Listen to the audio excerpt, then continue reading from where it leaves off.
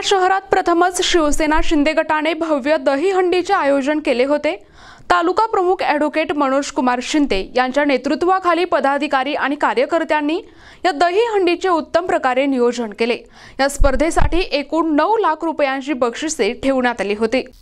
भारतीय स्वातंत्र्य दिनाच्या निमित्ताने शिवसेना तालुका प्रमुख ॲडव्होकेट मनोज कुमार शिंदे यांच्या मार्गदर्शनाखाली रोह्यात दहीहंडीचा कार्यक्रम उत्साहात पार पडला।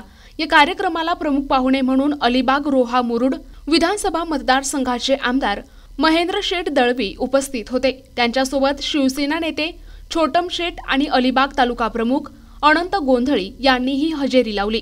या स्पर्धेत रोहा तालुक्यातील रोटखुर्द गावच्या गोविंदा पथकाने शांत आणि शिस्तबद्ध पद्धतीने 8 थर लावून दहीहंडी फोडली आणि 1 लाख रुपयांचा बक्षिसाचा मान पटकावला। तसेच पुरुषांच्या 7 थराच्या संघाला आणि महिलांच्या 5 थराच्या संघाला प्रत्येकी 20,000 रुपयांचे बक्षीस आणि सन्मान चिन्ह देण्यात आले। या स्पर्धेत 25 पुरुष गोविंदा पथके आणि 11 महिला गोविंदा पथकांनी सहभाग घेतला होता। प्रत्येक सहभागी पथकाला सन्मान चिन्ह देऊन गौरविण्यात आले। यावेळी अलिबाग तालुक्यातील भोणंग गावच्या गोविंदा पथकाने 5 थर लावून फिरता गोविंदा सादर करत उपस्थितांची वाहवा मिळवली। या कार्यक्रमाला रोहा पोलीस निरीक्षक मारुती पाटील, उस्मान भाई रोहेकर, ज्येष्ठ विधिज्ञ सुनील सानप, नितीन परब, उद्योजक रामशेठ नागती, ज्येष्ठ पत्रकार राजेंद्र जाधव, सर्व शिवसेना पदाधिकारी कार्यकर्ते, हजारो नागरिक मोठ्या संख्येने उपस्थित होते।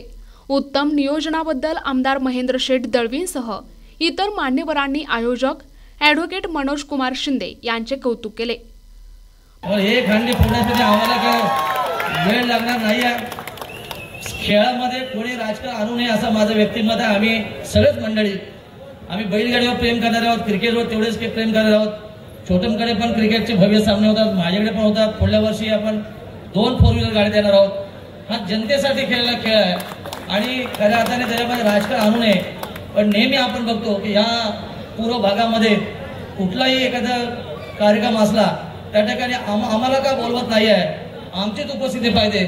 आता असं चालणार नाही आहे आणि आमचा नाद करून कोणी चालणार नाही, कारण आम्ही अनेकांना बाहेर काढलेले आहे। हा सल्ला देण्यासाठी आलोय। पण छान आज रोहा नगरीमध्ये अतिशय सुंदर असं नियोजन आयोजन केलंय की अलिबागला तोडी स्टोर किंवा अलिबागच्या टिसभर सरस अशा पद्धतीने नियोजन या ठिकाणी केलंय।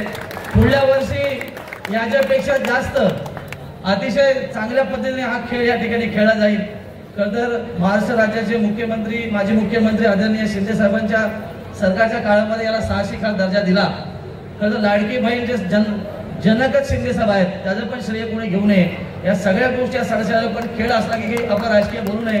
पण खऱ्या अर्थाने आज या स्पर्धेमध्ये ज्यांनी सहभाग दिला त्या सगळ्याच मंडळांचं विशेषतः गावातील प्रतिनिधींचं मनापासून अभिनंदन करतो। उद्याच्या गोविंदाच्या मनापासून शुभेच्छा देतो।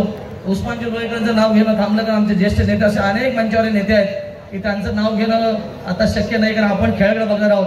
पण बघता बघता अतिशय साहसी खेळ हा खरं तर बघता आला। पुन्हा एकदा रोहेकरांचं मनापासून अभिनंदन करतो आणि रोह्याची हंडी फोडण्यासाठी आपण माझ्यासहित सगळे सज्ज व्हायचं आहे हा सबुरी सल्ला विनंती करतो। जय हिंद, जय महाराष्ट्र। प्रतिनिधी नरेश कुशवाहा, NTV न्यूज मराठी, रोहा, रायगड।